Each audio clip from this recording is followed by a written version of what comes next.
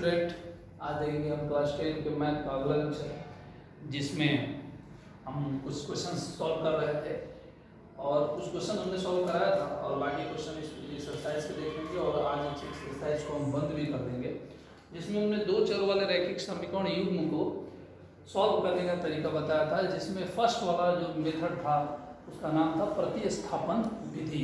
English में बोलते हैं एलिमिनेशन मेथड, इसको बोलते हैं एलिमिनेशन मेथड। ठीक है, अब एलिमिनेशन नहीं, सॉरी, सब्स्टिट्यूशन मेथड। और इसको हम क्या करेंगे, अब फर्स्ट वाला क्वेश्चन जो तीसरा नंबर है, तीसरा का फर्स्ट हम पहले देखते हैं।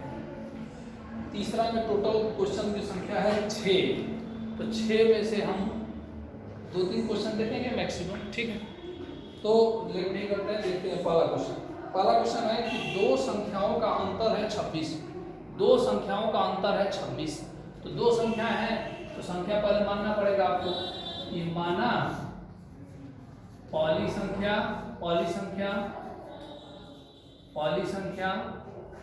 x तथा दूसरी संख्या y है। तो एक बात आपको ध्यान देना होगा कि इसमें x और y पहला और दूसरा तो मान लिया है, लेकिन इसमें एक बड़ा होगा एक छोटा होगा, तो हम मानते हैं कि x जो है ये बड़ी संख्या है और y छोटी संख्या है। ठीक है, तो प्रथम शर्त से देखते हैं क्या बोलता है। तो प्रथम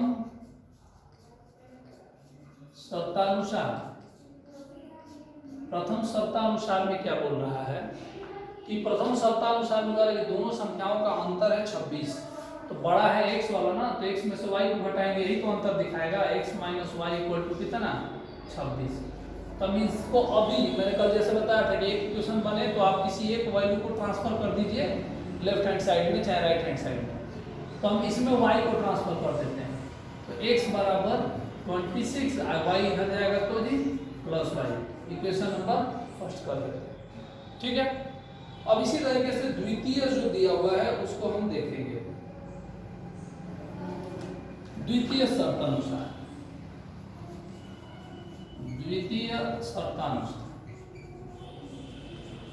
देखिए, कल भी इक्वेशन सॉल्व करना बताया था, इसमें बस थोड़ा सा एक स्टेप बढ़ गया। इक्वेशन आप बनाइए फिर जाके सॉल्व, और कल केवल इक्वेशन हमको मिला था उसको सॉल्व कर देना था, तो ये आज बना के सॉल्व करेंगे। द्वितीय में कह रहा है कि एक संख्या दूसरी संख्या की 3 गुनी है, मतलब जो बड़ी संख्या है छोटी संख्या की कितनी है, 3 गुनी है, मतलब x equal to 3y। x equal to कितना है, 3y। समझ में तो आ गया होगा आपको, ठीक है ना।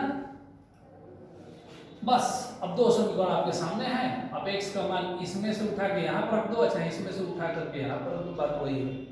तो हम लिख देते हैं x का मान, लिखने का तरीका जान लीजिए कैसे लिखते हैं। x का मान समीकरण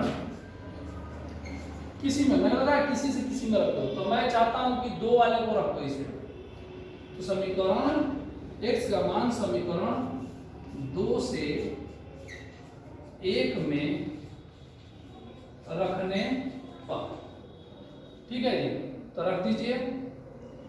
तो x के जगह 2 से रखना है ना 1 में, तो 1 ये ना है, तो x के जगह पर कितना रखेंगे, 3y और यहाँ पे है 26 प्लस y को इधर ट्रांसफर करिए तो 3y, ये y इधर आएगा तो माइनस y इक्वल टू 26।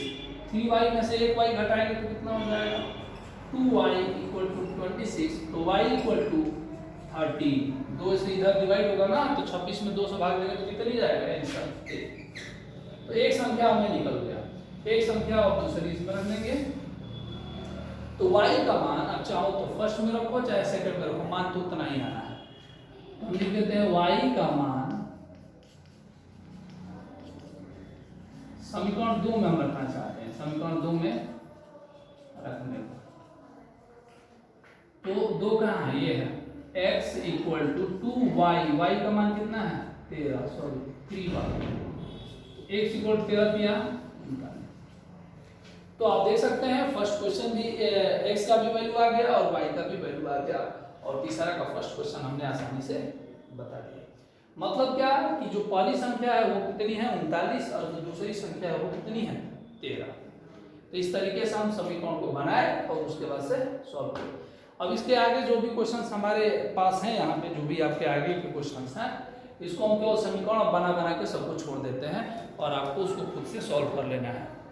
तो देखिए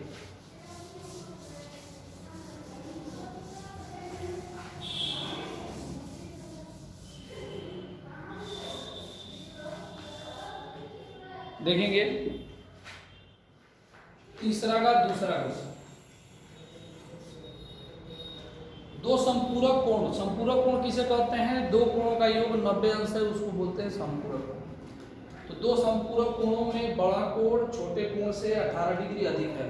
तो हम मान लेंगे, माना बड़ा कोण, थोड़ा शॉर्ट में लिख रहे हैं, बड़ा कोण x तथा छोटा कोण y है।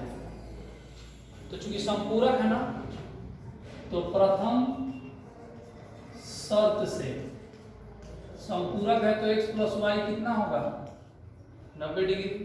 खाली 90 लिखो, डिग्री ना लिखो, कोई दिक्कत नहीं। Equation number first. द्वितीय शर्त से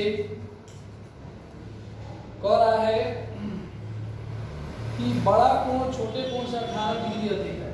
मतलब बड़ा कोण मतलब x, छोटे कोण से 18 डिग्री अधिक है, तो y प्लस 18।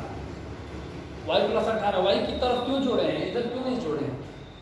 क्योंकि y छोटा है ना जी 18, बड़ा कोण है, कौन छोटा है y।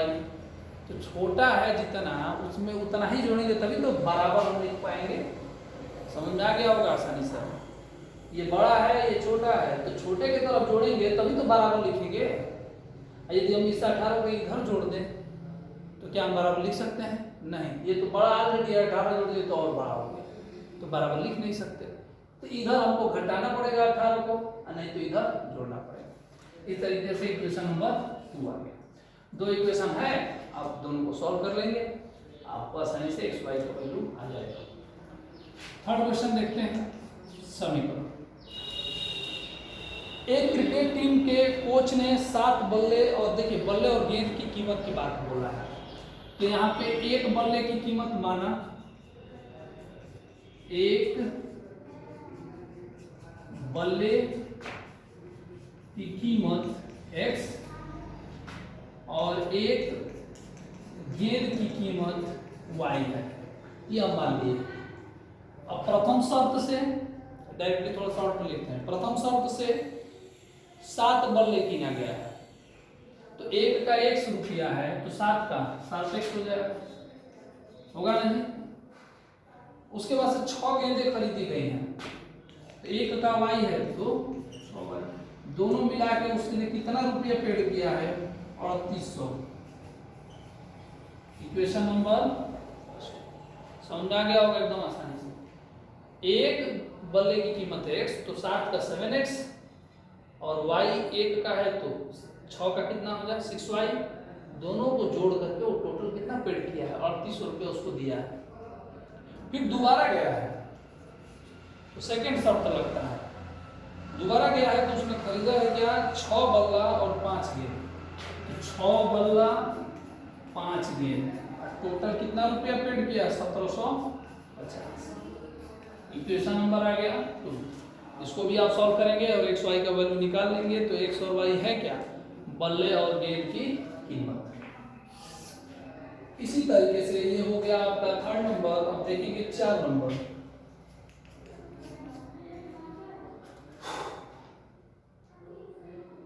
चार, 5 और 6 हम बाकी कल देखेंगे, ठीक है ना। इसको आप पहले सॉल्व कीजिए। धन्यवाद।